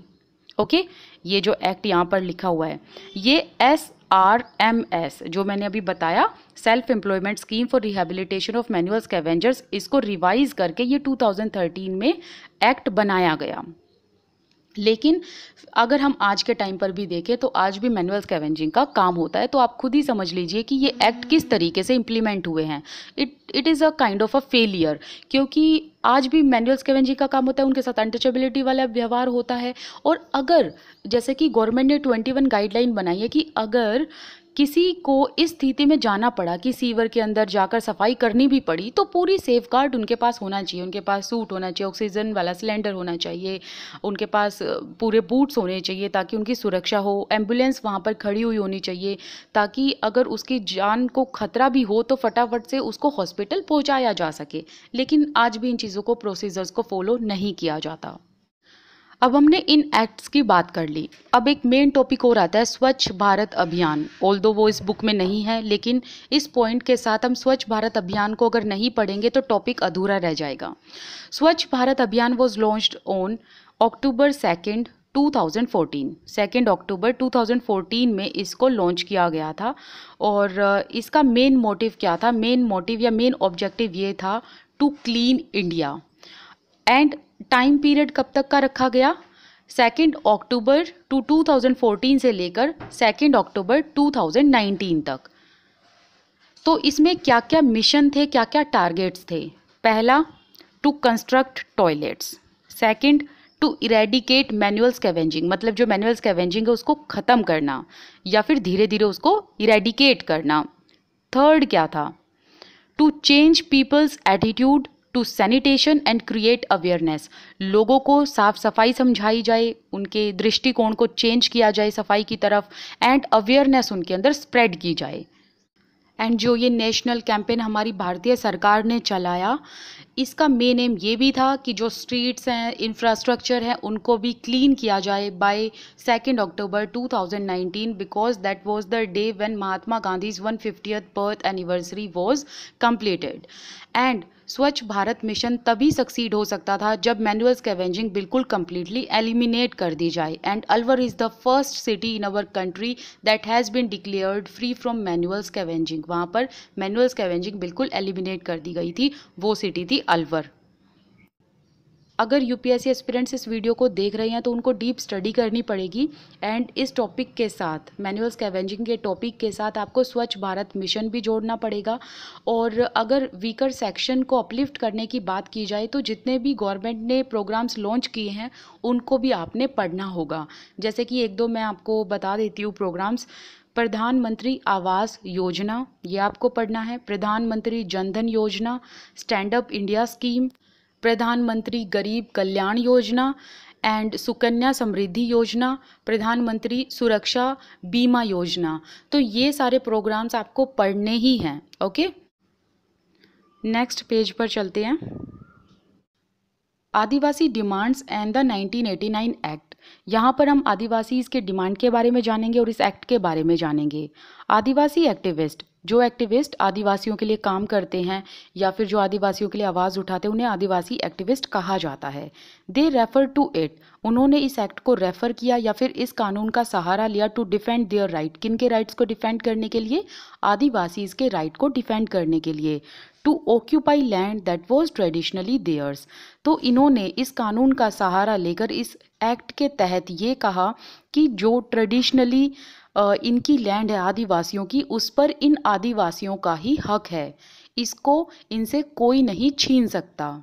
तो ट्रेडिशनली का मतलब है कि जो ऑलरेडी इनके एंसेस्टर्स की वो ज़मीन है, अब वो आदिवासियों की ही ज़मीन है, क्योंकि ये यहाँ पर बरसों से रहते आ रहे हैं और इनके जो पूर्वज हैं वो भी यहीं पर रहते आ रहे हैं। और इन्होंने ये बात इसलिए कही क्योंकि डेवलपमेंट के नाम पर आदिवासियों से ज़मीनें छीन ली जाती थी, या फिर कुछ ताकतवर जो गुट होते थे वो आते थे, कुछ लोग आते थे ऐसे ग्रुप से उठकर और इनसे ज़मीन छीन लेते थे, अपने नाम करा लेते थे। तो इस वजह से यहाँ पर वो इस कानून का सहारा लेते हैं टू ऑक्यूपाई द लैंड जो उनकी और उनके पूर्वजों की है। As you have read in the previous chapter, जैसा कि आपने पहले वाले चैप्टर में पढ़ा भी है, Adivasis are often unwilling to move from their land. Adivasis अपनी जगह से कहीं और नहीं जाना चाहते क्योंकि वो प्रकृति पर ही डिपेंड रहते हैं, वो नेचर पर ही डिपेंड रहते हैं, इसी की पूजा करते हैं। तो अगर इनको इनकी ज़मीन से हटा दिया जाता है, एक तो ये अपना सर्वाइवल खो देते हैं, लाइवलीहुड खो देते हैं, रीति रिवाज खो देते हैं, क्योंकि ये फॉरेस्ट पर, नेचर पर ही डिपेंड रहते हैं, इसी की ये पूजा करते हैं। तो इनको निकाल दिया जाता था फोर्सफुली, इनको डिस्प्लेस कर दिया जाता था इनकी जगह से। और क्या होता था कि इनके साथ फॉल्स कमिटमेंट किए जाते थे कि आपको परमानेंट जॉब दिलाएंगे, आपके पास पैसा होगा, आपकी ज़मीन का पैसा हम देंगे। तो इनके साथ फोर्सफुली ये चीज़ें की जाती थी और कुछ आदिवासी इनके बहकावे में भी आ जाते थे ये सोचकर कि हाँ हमें परमानेंट जॉब मिल जाएगी। लेकिन जब उन्होंने फाइनली देखा तो इनको सिर्फ टोकन जॉब दी गई, जो सिर्फ नाम मात्र जॉब थी, इनके पास कोई परमानेंट जॉब नहीं आई। और ये आज के टाइम पर जो आदिवासी अपनी ज़मीनों को छोड़कर कहीं और गए हैं, मतलब जिनको फोर्सफुली धकेला गया है टाउन में जाने के लिए, वो लोग बहुत ही कम वेतन पर काम कर रहे हैं। Activists have also asked those who have forcibly encroached upon tribal lands should be punished under this law. Activist जो आदिवासियों के लिए आवाज़ उठाते हैं, इनके लिए काम करते हैं, उन्होंने ये भी कहा कि इस कानून के तहत जो लोग, जो एनक्रोचर्स ट्राइबल लैंड को इनसे छीन लेते हैं, जो घुसपैठिए इनकी ज़मीन को अपने नाम करा लेते हैं, उनको सज़ा होनी चाहिए एक तो, एंड उनको भी सज़ा होनी चाहिए जिन्होंने इन आदिवासियों को इन्हीं की ज़मीन से हटा दिया है। तो यहाँ पर एक्टिविस्ट उन लोगों के लिए पनिशमेंट की मांग करते हैं। They have also pointed to the fact that this act merely confirms what has already been promised to tribal people in the constitution। जो ये एक्ट है 1989, ये उन चीज़ों को पूरा करता है जो कॉन्स्टिट्यूशन ने ट्राइबल लोगों को आश्वासन दिया है। मतलब जो इनको प्रॉमिस किए हैं कॉन्स्टिट्यूशन ने, संविधान ने आदिवासियों को, वही चीज़ पूरी करता है ये एक्ट। इस एक्ट में वही सारी चीज़ें कन्फर्म की गई हैं। And the land that belongs to tribal people can not be sold or bought by non-tribal people। That means कि जो ज़मीनें ट्राइबल पीपल की, आदिवासी लोगों की है, ना तो उनको नॉन ट्राइबल पीपल मतलब जो गैर आदिवासी हैं वो लोग ना तो आदिवासियों की ज़मीनों को बेच सकते हैं ना ही इनको खरीद सकते हैं। And in the case where this happened, लेकिन इन केस ऐसा अगर हो भी जाए तो यहाँ पर कॉन्स्टिट्यूशन गारंटी करता है कि ट्राइबल पीपल को उनका राइट दिया जाएगा and they will get there land back, और उनको उनकी ज़मीनें वापस की जाएंगी। एंड अगर नॉन ट्राइबल लोगों ने इन ट्राइबल लैंड्स को बेचा है या खरीदा है उनको सजा भी होगी। C.K. Janu, an Adivasi activist, has also pointed out that one of the violators of constitutional rights guaranteed to tribal people are government in the various states of India. C.K. Janu जो कि एक आदिवासी activist हैं, वो कहती हैं कि जो सरकार है ये भी आदिवासियों के फंडामेंटल राइट्स को एक्सप्लॉइट करती है। किस तरीके से? वो कहती हैं कि जो अधिकार इन ट्राइबल लोगों को मिले हुए हैं उन अधिकारों का उल्लंघन करने में सरकार भी पीछे नहीं है। तो C.K. जानू ने जो ये क्लेम किया कि सरकार भी पीछे नहीं है आदिवासियों को एक्सप्लॉइट करने में, सरकार भी इनके फंडामेंटल राइट्स को एक्सप्लॉइट करती है, उसके पीछे रीज़न ये है कि जो ये सरकार है ये नॉन ट्राइबल एनक्रोचर्स को छूट देती हैं कि ये ट्राइबल लैंड पर जाएं और उन ज़मीनों को एक्सप्लॉइट करें जो ज़मीनें इन आदिवासियों की हैं। और किस नाम पर एक्सप्लॉइट करें? ये कहकर कि यहाँ पर टिम्बर मर्चेंट मतलब यहाँ पर लकड़ी का व्यापार खोला जाएगा, यहाँ पर या तो पेपर मिल बनाई जाएगी या फिर इंडस्ट्री सेटअप की जाएगी। तो कहने का मतलब है डेवलपमेंट के नाम पर इन आदिवासियों की ज़मीनों को एक्सप्लॉइट करने के लिए government in non tribal groups को छूट देती है। Plus forcibly evict tribal people from there traditional forest, और इन आदिवासियों को इनके फॉरेस्ट से निकाला जाता है जहाँ पर ये कई सालों से परंपरागत मतलब ट्रेडिशनल वे से रहते आ रहे हैं। अगर ये लोग नहीं भी निकलना चाहते ना आदिवासी, तो इनको डरा धमका कर वहाँ से निकाल दिया जाता है, और या फिर ये कहकर निकाला जाता है इनको इनके फॉरेस्ट से कि इन फॉरेस्ट को रिजर्व किया जा रहा है या फिर यहाँ पर सेंचुरीज बनाई जाएगी। तो ऑल एंड ऑल डेवलपमेंट के नाम पर इनके साथ धोखा किया जाता है, इनकी ज़मीनें छीन ली जाती हैं। जहाँ पर एक तरफ कॉन्स्टिट्यूशन ने इतने कड़े कदम उठाए हैं कि आदिवासी की डिग्निटी को मेंटेन किया जाए, इनके जो फंडामेंटल राइट्स हैं उसको प्रिजर्व किया जाए, वहीं दूसरी ओर सरकार इन एनक्रोचर्स को छूट देती है कि ये ट्राइबल लैंड पर जाएं और इन आदिवासियों की ज़मीनों को एक्सप्लॉइट करें। और जब इनकी ज़मीनें एक्सप्लॉइट हो जाती हैं तो सीधी सीधी बात आती है ट्राइबल लोगों के फंडामेंटल राइट्स पर, क्योंकि इनका सारा सर्वाइवल रीति रिवाज सब इन ट्रेडिशनल फॉरेस्ट से ही जुड़े हुए होते हैं। She has also noted that in case where tribals have already been evicted and cannot back to their lands, they must be compensated. यहाँ पर C.K. जानू कहती हैं कि अगर जो आदिवासियों को ऑलरेडी निकाला जा चुका है और वो वापस अपनी लैंड पर नहीं आए हैं, अपनी भूमि पर या अपने ट्रेडिशनल फॉरेस्ट पर वापस नहीं आए हैं, दे मस्ट बी कंपेंसेटेड। सरकार को उन आदिवासियों को कुछ कंपेंसेशन में देना चाहिए, कुछ पैसा उनको देना चाहिए। She also added that government must draw up policies and plans. Government को कुछ पॉलिसी या प्लान्स बनाने चाहिए इन लोगों के लिए ताकि आदिवासी दूसरी जगह पर जाकर रह सकें, अच्छे से ज़िंदगी जी सकें और अच्छे से काम कर सकें, और ऐसी जॉब इनके पास होनी चाहिए एटलीस्ट ये अपने घर का और अपना पेट भर पाएँ और अपने बच्चों को स्कूल जो है भेज पाएँ और एजुकेशन दिला पाएँ। क्योंकि आपको याद हो तो हमने पिछले कुछ चैप्टर्स में ये भी जाना था कि आदिवासी को जब उनकी ज़मीन से एविक्ट कर दिया जाता है और ये टाउन्स में आते हैं तो इनके पास इतना भी पैसा नहीं होता कि अपने बच्चों को स्कूल भेज पाएँ, और अगर ये स्कूल भेजते भी हैं तो इनके पास ये पैसा नहीं होता कि भरपेट खाना खा पाएँ, तो इनके जो बच्चे होते हैं वो मेल न्यूट्रिशन होते हैं। तो इस वजह से C.K. जानू यहाँ पर कहती है कि सरकार अगर इनसे कुछ लेती है, इनकी ज़मीनें लेती है, तो एटलीस्ट इनको कंपेंसेट तो ढंग से करे। After all, government spend large sum of money on building industrial and other projects on lands taken from tribals. यहाँ पर C.K. जानू कहती हैं कि जो गवर्नमेंट है वो जब आदिवासियों से उनकी ज़मीनें ले लेती है, इन आदिवासियों की ज़मीनों पर फिर सरकार खूब सारा पैसा लगाती है ताकि इंडस्ट्रीज़ को सेटअप किया जा सके या मिल्स को सेटअप करने में खूब पैसा खर्च करती है या अदर प्रोजेक्ट्स को स्टैब्लिश करने में बहुत सारा पैसा खर्च करती है। तो फिर why should they reluctant to spend even very modest amount on rehabilitating the displaced? तो यहाँ पर वो एक क्वेश्चन रेज करती हैं कि सरकार फिर क्यों इतना हिचकिचाती है। रिलक्टेंट का मतलब होता है हिचकिचाना, कि सरकार क्यों इतना हिचकिचाती है इवन द मोडेस्ट अमाउंट, छोटी सी अमाउंट को इन डिस्प्लेस्ड लोगों पर खर्च करने में। डिस्प्लेस्ड लोग कौन हो गए? आदिवासी।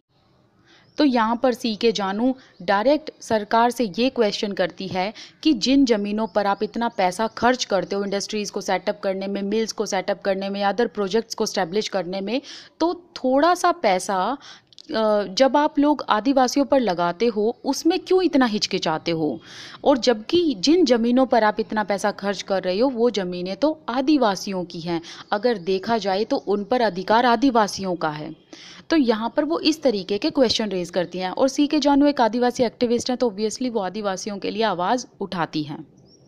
People have had constantly work on or make efforts to translate these principles that guide the action of their fellow citizens or even the leaders.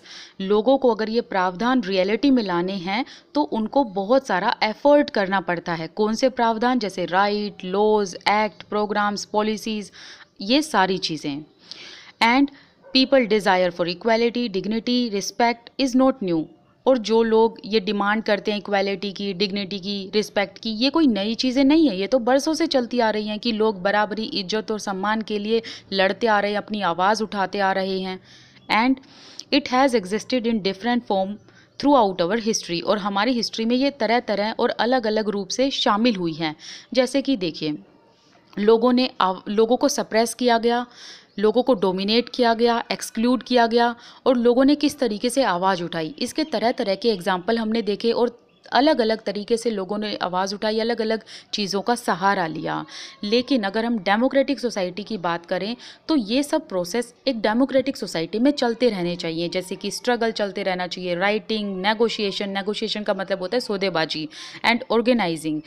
ये सब चीज़ें एक डेमोक्रेटिक सोसाइटी में चलती रहनी चाहिए ताकि सरकार भी अच्छे से काम करे, लोगों को भी अवेयरनेस हो, अपने राइट्स का भी अवेयरनेस हो लोगों के पास। एंड जब तक अगर लोग अपनी आवाज़ नहीं उठाएंगे तो सरकार को पता कैसे चलेगा कि आप किन इश्यूज़ को फेस कर रहे हो। अगर आप कोई इशू को फेस कर रहे हो, आप अपनी आवाज़ उठाते हो, प्रोटेस्ट करते हो, फिर सरकार आपके उन इश्यूज़ को ख़त्म करने के लिए या इरेडिकेट करने के लिए कुछ कॉन्क्रीट स्टेप्स उठाती है। कायदे से हमारा चैप्टर फिनिश हो चुका है, लेकिन इसका सम अप अभी बाकी है। तो हमने क्या क्या पढ़ा इस चैप्टर में? पहले हमने ये बात की कि किस तरीके से marginalised group and minority group के जो लोग थे, they raised their questions, they raised their voice and they fought for equality. फिर हमने जाना कि जो Adivasi, Dalit, Muslim, women, marginal groups के लोग हैं, उन्होंने ये आर्ग्यू किया कि हम एक डेमोक्रेटिक सोसाइटी में रहते हैं एंड डेमोक्रेटिक सोसाइटी में सभी लोगों के पास इक्वल राइट्स हैं, तो ये इक्वल राइट्स हमें भी मिलने चाहिए and we must be respected. फिर हमने ये जाना कि कॉन्स्टिट्यूशन कुछ राइट्स को लॉज का रूप दे देती है, मतलब कानून का रूप दे देती है, ताकि उन कानून को सब पर इम्प्लीमेंट किया जा सके और जो भी मार्जिनलाइज्ड एंड माइनॉरिटी कम्युनिटीज़ के लोग हैं उनको एक्सप्लॉयटेशन एंड डिस्क्रिमिनेशन से बचाया जा सके। Then we talked about invoking fundamental rights. That means we came to know how people take support of fundamental rights and specially हमने यहाँ पर marginalized group के बारे में बात की कि ये दो तरीके से इन fundamental rights का support लेते हैं। Firstly by recognising the injustice done to them.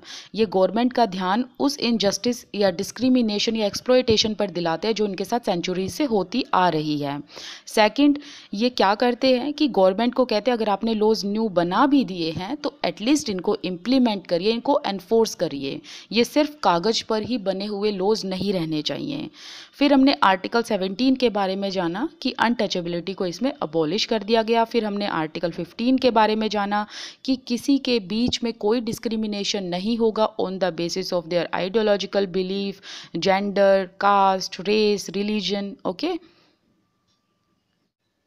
and in this paragraph we read how the marginalized group and the minority group draw the attention of government towards the rights or the acts which has been provided by constitution to the SC or ST or other minority group।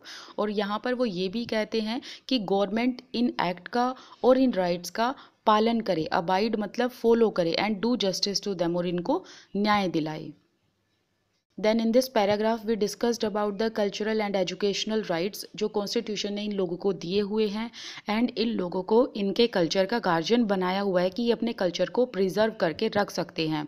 और ऐसा इसलिए right इनको दिए हुए हैं ताकि जो minority group के लोग हैं इनके कल्चर को वाइप आउट ना करे कोई, और ना ही मेजॉरिटी ग्रुप के लोग इनके कल्चर को डोमिनेट करने की कोशिश करें।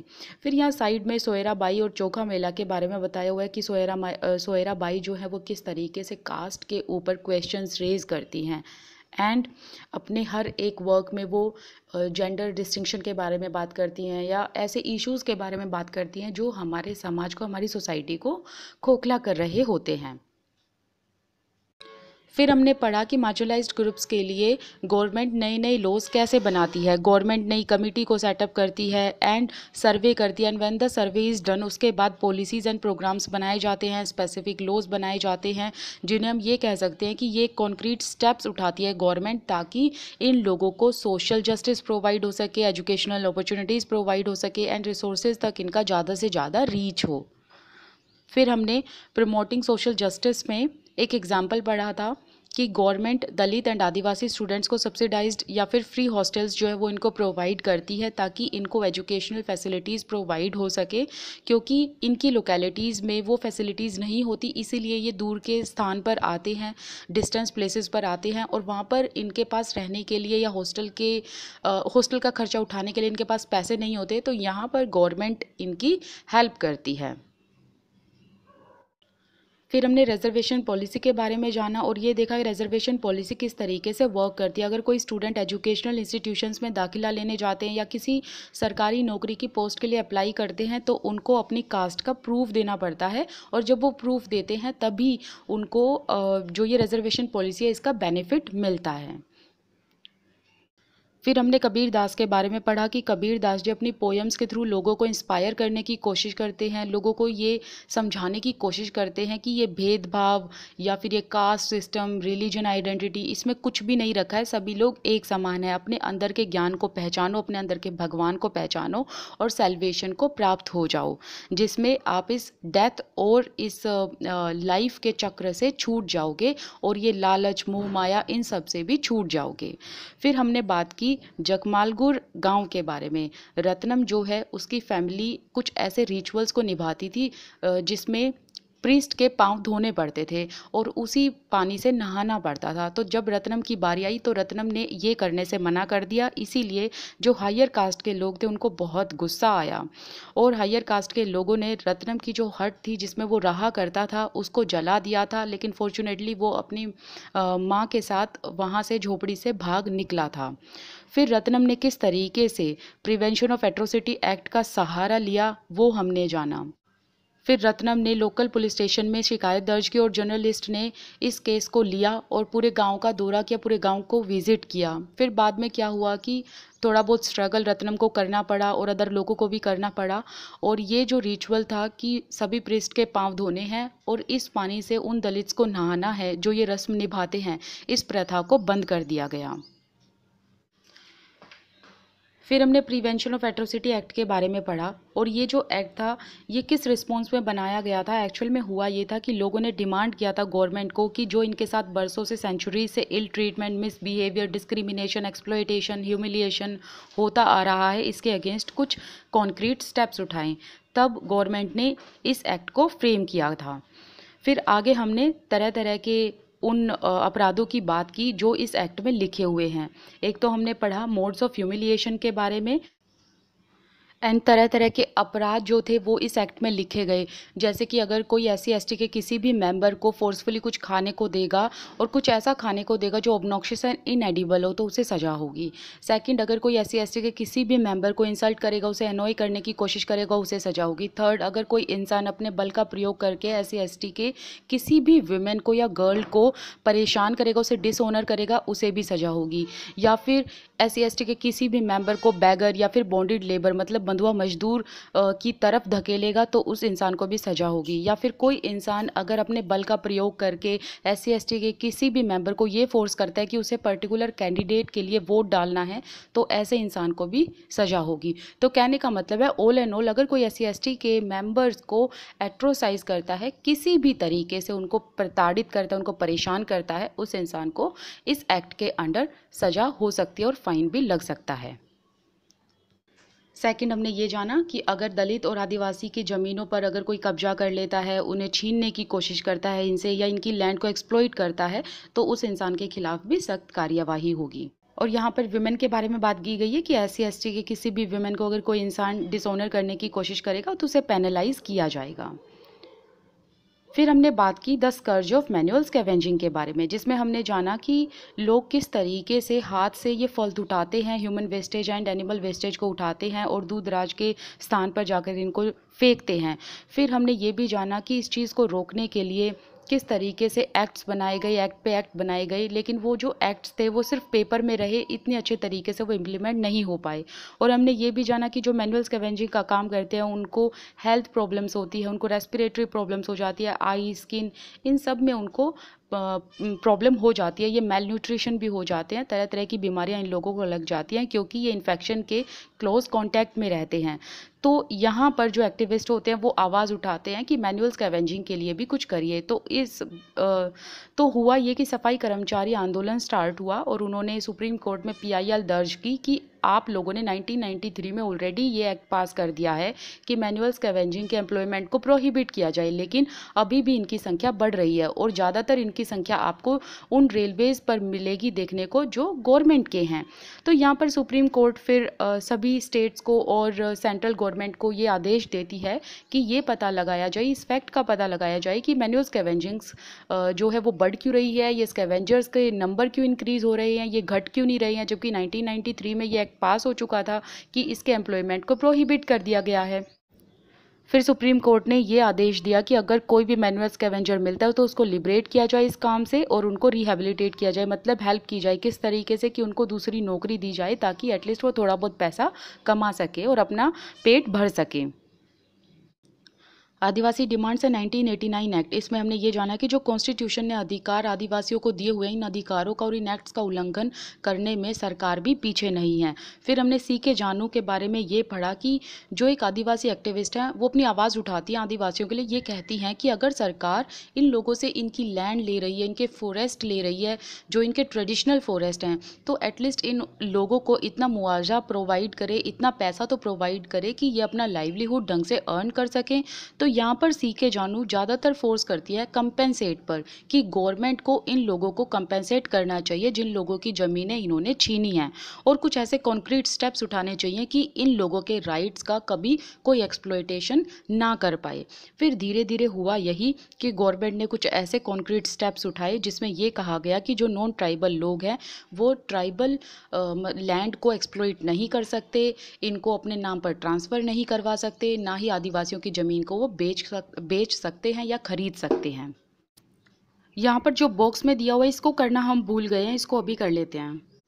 सेंट्रल गवर्नमेंट ने एक एक्ट पास किया, एक्ट का नाम है recognition of forest rights act, और इसको 2006 में इंट्रोड्यूस किया गया था। ये एक्ट पास किया गया शेड्यूल्ड ट्राइब्स के लिए, जो ST लोग हैं मतलब जो आदिवासी लोग हैं, और जो अदर फॉरेस्ट ड्वेलर्स लोग हैं मतलब जो अन्य समुदाय है जो फॉरेस्ट में ही ट्रेडिशनली रूप से रहते आ रहे हैं, इन लोगों के लिए ये एक्ट पास किया गया। अब इस एक्ट को पास करने का मेन एम ये था कि हिस्टोरिकली इनजस्टिस जो इनके साथ होता आ रहा है उसको दूर किया जा सके, उसको अंडू किया जा सके by providing some rights. This act recognized their rights to homestead, cultivable and grazing lands and to non-timber forest produce। इस एक्ट में क्या क्या अधिकार इन आदिवासियों को या अदर ट्रेडिशनल फॉरेस्ट ड्वेलर्स को दिए गए कि जो भी इनके घर के आसपास ज़मीनें हैं, कल्टीवेबल लैंड्स हैं एंड ग्रेजिंग लैंड है, मतलब जो चराई वाली ज़मीनें होती हैं जहाँ पर जो पशुपालन है वो किया जा सकता हो, इनके अधिकार इन लोगों को दिए गए। एंड नॉन टिम्बर जो फॉरेस्ट प्रोड्यूस होते हैं उनके अधिकार भी इनको दिए गए। अब नॉन टिम्बर फॉरेस्ट प्रोड्यूस क्या होता है? तो नॉन टिम्बर फॉरेस्ट प्रोडक्ट का मतलब होता है any product other than timber, लकड़ी को छोड़कर वो सभी प्रोडक्ट जो बिना पेड़ को काटे या पेड़ की लकड़ी को काटे प्रोड्यूस होते हों, जैसे कि फूड आइटम्स हो गए, नट्स, बेरीज, मशरूम्स, सीड्स, और नॉन फूड आइटम्स हो गए जैसे ऑयल्स, परफ्यूम, मेडिसिनल प्लांट्स। ऐसे प्लांट या ऐसी स्पीसीज प्लांट्स की उन्हें प्रिजर्व करना और उनका राइट इन लोगों को दिया गया। The act also points out that the right of forest dwellers includes conservation of forest and biodiversity, और forest का conservation का अधिकार भी इन लोगों को दिया गया and biodiversity का अधिकार भी इस right में include किया गया। तो इस एक्ट में जो अधिकार फॉरेस्ट ड्वेलर्स को दिए गए उसमें conservation of forest and conservation of biodiversity को इंक्लूड किया गया। कंजर्वेशन ऑफ फॉरेस्ट का मतलब है कि जो फॉरेस्ट एरिया है या फिर जो उसमें प्लांट्स एंड जितनी भी स्पीसीज हैं प्लांट्स की, उन्हें मेंटेन करे, उनको प्लान करे कि आगे उसको किस तरीके से बढ़ाया जा सके ताकि इसका बेनिफिट और इसकी सस्टेनेबिलिटी फ्यूचर जनरेशन के लिए कंजर्व हो सके। एंड बायोडाइवर्सिटी का मतलब है कि जो इकोसिस्टम है इसमें जितनी भी लिविंग ऑर्गेनिजम्स रहते हैं जैसे कि animals, plants and other bacterias and जो भी लिविंग ऑर्गेनिज्म हैं और इनमें जितनी भी वैरायटी हैं उसका कंजर्वेशन करने का अधिकार भी इन लोगों को दिया गया। तो यहाँ पर हमारा ये चैप्टर ख़त्म होता है। नई वीडियो में हम 9th चैप्टर के बारे में बात करेंगे। आप मुझे इंस्टाग्राम अकाउंट पर फॉलो कर सकते हो या फिर मेरे साथ टेलीग्राम ग्रुप पर जुड़ सकते हो और आपको इन सभी का लिंक डिस्क्रिप्शन बॉक्स में मिल जाएगा। Thank you so much for watching this video. This side Priyanka Gaur and I wish you all the best. Keep learning.